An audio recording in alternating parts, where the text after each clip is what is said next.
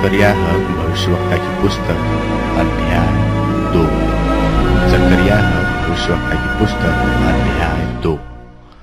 फिर मैंने आंखें उठाई तो क्या देखा कि हाथ में नापने की डोरी लिए हुए एक पुरुष है। तब मैंने उससे पूछा कि तू कहाँ जाता है? उसने मुझसे कहा, यरूशलेम को नापने को जाता हूँ कि देखूं कि उसकी चौड़ाई कितनी और लंबाई कितनी है। तब मैंने क्या देखा कि जो दूत मुझसे बातें करता था चला गया, और दूसरा दूत उससे मिलने के लिए आकर उससे कहता है कि दौड़कर इस जवान से कह कि यरूशलेम मनुष्यों और घरेलू पशुओं की बहुतायत के मारे शहर पनाह के बाहर ही बसेगा। और यहोवा की यह वाणी है कि मैं आप उसके चारों ओर आग किसी शहर पनाह ठहरूंगा और उसके बीच में तेजोमय होकर दिखाई दूंगा। यहोवा की यह वाणी है कि देखो, उत्तर के देश में से भाग जाओ, क्योंकि मैंने तुमको आकाश की चारों वायु के समान तितर बितर किया है।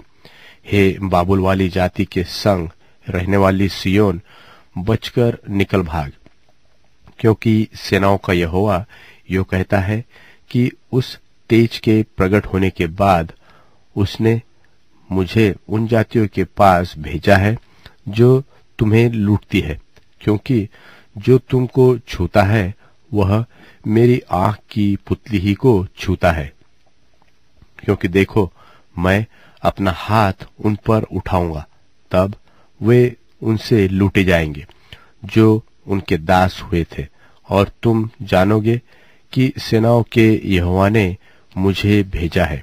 हे सियोन, ऊंचे स्वर से गा और आनंद कर, क्योंकि देख, मैं आकर तेरे बीच में निवास करूंगा।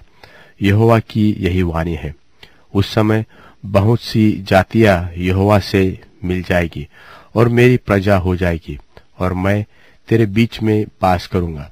और तू जानेगी कि सेनाओं के यहोवा ने मुझे तेरे पास भेज दिया है, और यहोवा यहूदा को पवित्र देश में अपना भाग जान लेगा और यरूशलेम को फिर अपना ठहराएगा।